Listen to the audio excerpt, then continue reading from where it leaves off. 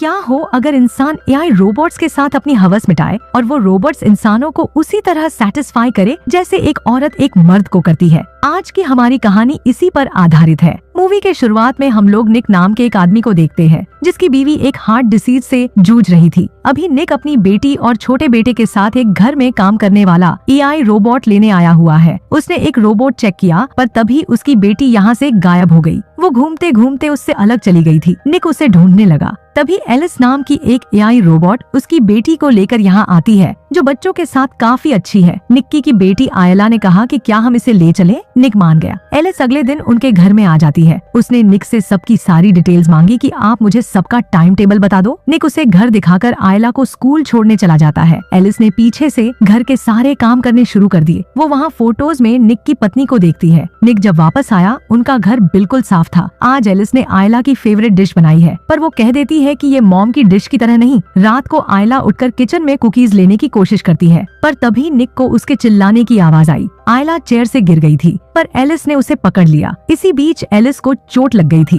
वो अपने घाव पर बैंडेज लगाती है। निक उसे अपनी वाइफ के कपड़े देने आया तो इतनी देर में ही उसकी चोट भर गई थी। अगले दिन वो सभी निक की पत्नी मैगी को मिलने गए। एलिस भी उनके साथ जाती है। मैगी का कुछ दिनों में हार्ट ट्रांसप्लांट होना था। निक और मैगी बात करने लगे कि कैसे ये ट्रांसप्लांट होते ही वो दोनों एक दूसरे को सेटिस्फाई करेंगे। फिर हम लोग निक को काम पर देखते हैं। यहाँ भी पूरी दुनिया की तरह एआई रोबोट्स इंसानों की जगह लेने लगे थे। निक अपने बॉस को कहता है कि तुम ऐसा नहीं कर सकते पर वो अपने पैसे बचाने के लिए सभी इंसानों को काम से निकालना होगा। निक का बॉस कहता है कि टेंशन मत लो, मैं तुम्हें नहीं निकाल रहा, तुम यहीं रहोगे। निक अपने घर जाता है। वो यहाँ आते ही आयला के साथ बिजी हो गया। एलिस अकेले में उससे जाकर पूछती है कि क्या हुआ, तुमने आज खाना भी ढंग से नहीं खाया, कुछ हुआ है तो तुम मुझे बता सकते हो। निक ने अपने काम की बात एलिस से शेयर की कि मैं अपने साथी वर्कर्स को 10 सालों से जानता हूँ और अब उन्हें निकाल दिया जाएगा। एलिस इसके बाद आयला को ब्रश करवाती है। उसने उसे अपने यूवी लाइट से साफ होने वाले दांत दिखाए। दूसरी तरफ निक एक मूवी देख रहा था पर एलिस को बिना मूवी देखे ही उसके बारे सब पता है। निक ने कहा कि एक काम करो, अपनी मेमोरी से इस मूवी की सारी नॉलेज हटाकर फिर मेरे साथ ये मूवी देखो। वो एलिस को ऐसा करने का ऑर्डर देता है। एलिस कहती है कि ये काम करने के लिए तुम्हें मुझे रीस्टार्ट करना होगा। निक ने एलिस को रीस्टार्ट किया। वो इस मूवी के बारे सब भूल गई।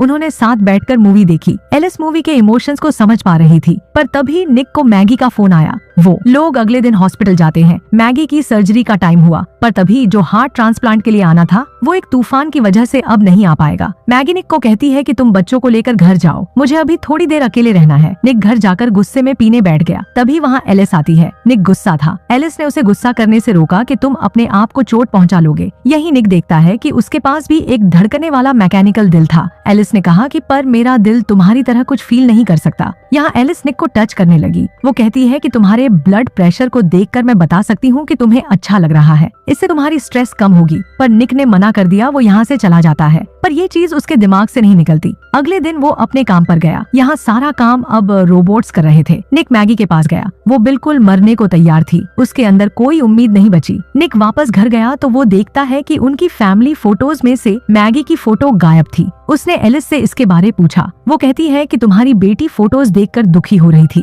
तो मैंने उन्हें हटा दिया। निक कहता है कि फोटोज वापस लाओ। वो यहाँ से अपने दोस्तों के पास जाता है। ये वही लोग थे जो पहले निक के साथ काम करते थे और इस वक्त वो बहुत नाराज हैं। उनका एक साथी मोंटी उन्हें उनके पहले काम करने वाली जगह पर ले गया। वो निक को कहता है कि मैं अंदर अपना कुछ सामान भुलाया हूँ, बस वही लेने जाना है। पर अंदर पहुँचते ही मंटी निक की बेटी का ईयर ऑफ बर्थ याद कर कोट में भर देता है। ये चैम्बर खुल गया। इसमें से एक रोबोट बाहर आता है। मोंटी ने उसका सर तोड़ डाला। वो लोग निक को पकड़कर सभी के सभी रोबोट्स को तोड़ डालते हैं। निक अपने घर चला गया पर तभी उसके शावर के बाहर एलिस आ गई थी। उसने निक की पत्नी के कपड़े डाल रखे थे। निक पूछता है कि तुमने ये क्यों डाल रखे हैं। एलिस ने कहा क्योंकि तुम्हारी वाइफ की स्मेल तुम्हारे बेटे को खुश करती है। पर निक के कहने पर एलिस ने ये कपड़े उतार दिए। एलिस पूछती है कि क्या आप सही है। वो निक के करीब आने लगी। वो कहती है कि मैं तुम्हारा सारा दुख दूर कर सकती हूँ। निक ने उसे मना करने की कोशिश की पर एलिस निक की आंखें बंद कर उसकी पत्नी मैगी की आवाज निकालना शुरू कर देती है। निक को मैगी की आवाज सुन ऐसा लगा कि यहाँ मैगी है। उन दोनों के बीच सब हो गया। सुबह निक को इस बात का बहुत रिग्रेट होता है। उसने तभी के तभी एलिस को कहा कि कल रात जो हुआ उसे भूल जाओ, वो दोबारा नहीं होना चाहिए। एलिस कहती है कि पर रात को तुम्हारी स्ट्रेस कम हुई थी तो उन्हें गुस्सा हो गया कि मुझे बार बार ऐसे चेक करना बंद करो। वो आयला को लेकर स्कूल निकल गया। इधर उनके काम पर पुलिस आई हुई थी।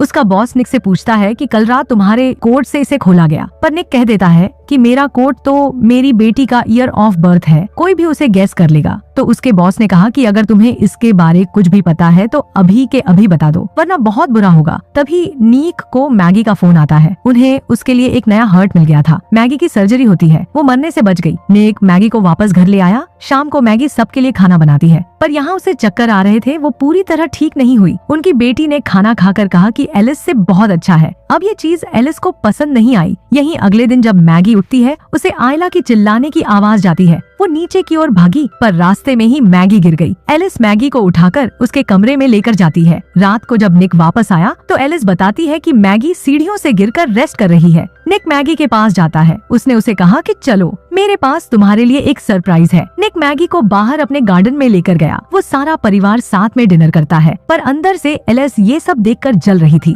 इसके बाद मैगी और निक अपने कमरों में चले जाते हैं। तभी बीच में एलिस आ गई। वो कहती है कि तुम्हारी बेटी तुम्हें बुला रही है। निक इसके बाद बाहर दोबारा गार्डन में गया। वहाँ उसका वही दोस्त मोंटी आ जाता है। वो दोनों साथ में ड्रिंक करने लगे। मोंटी कहता है कि मेरी बीवी ने मुझे छोड़ दिया, मेरे पास पैसे नहीं है और किसी ने मेरा नाम भी पुलिस को बता दिया। मोंटी का शक था कि ये निक ने किया है। वो दोनों आपस में बहस करने लगे। मोंटी ने निक को मारना शुरू कर दिया। वो उसके सर पर बोतल फोड़ने ही वाला होता है कि एलिस आ गई, पर निक एलिस को मोंटी पर हमला करने से रोकता है। मोंटी ने कहा कि कल तक अपने बॉस से बात करो कि मेरे ऊपर लगे फाइन्स हटाए, वरना मैं तुम्हारा भी नाम उसको बता दूंगा। निक यहाँ से जाकर सो गया। यहीं दूसरी तरफ मंटी अपनी पत्नी को वॉइस नोट भेज रहा था कि प्लीज मेरे पास वापस आ जाओ, पर वहाँ एलिस आ जाती है। उसने मोंटी को कहा कि तुम निक को और परेशान नहीं कर सकते, वो पहले से ही स्ट्रेस में है। मोंटी एलिस की बात नहीं सुनता। उसने उस पर गन तान दी, पर एलिस मोंटी से ज्यादा ताकतवर थी। वो पहले मोंटी की रोबोट को मारती है और फिर मोंटी को। सुबह निक अपने बॉस के पास पहुंचा। वो उसे कहता है कि प्लीज मोंटी के ऊपर लगे इल्जाम हटा दो,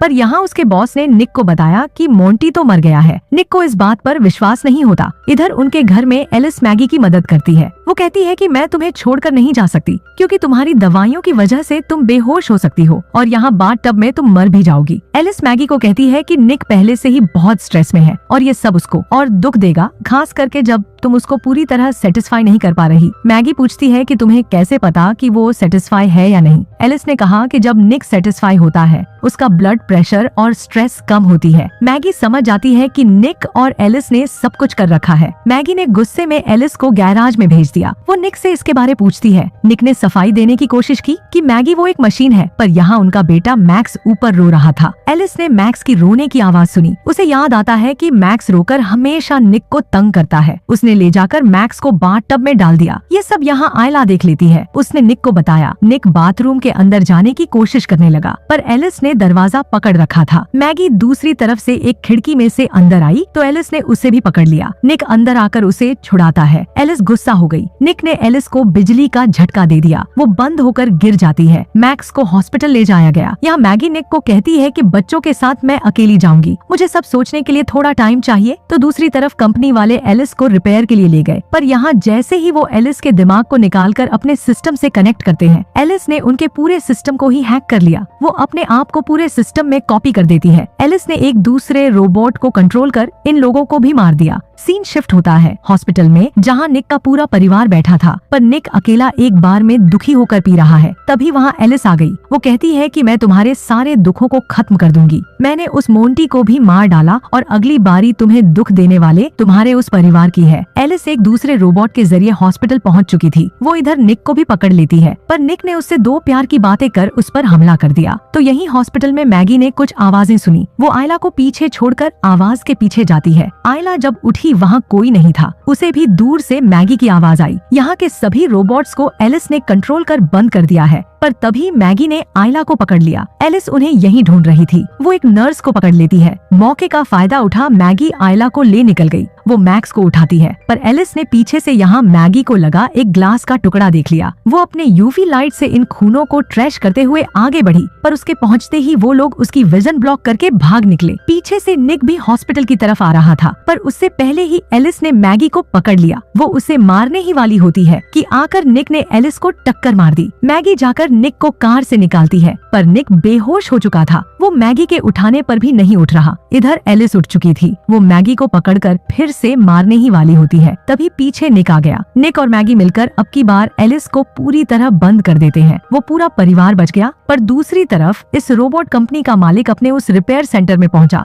वो लोग जैसे ही फिर से इन कंप्यूटर्स को ऑन करते हैं, एलिस फिर से एक्टिव हो गई। वो अपने आप को कॉपी करना शुरू कर देती है। उसने बाकी रोबोट्स को भी कंट्रोल कर लिया। एलिस फिर से जाग गई और यहीं पर यह मूवी खत्म हो जाती है।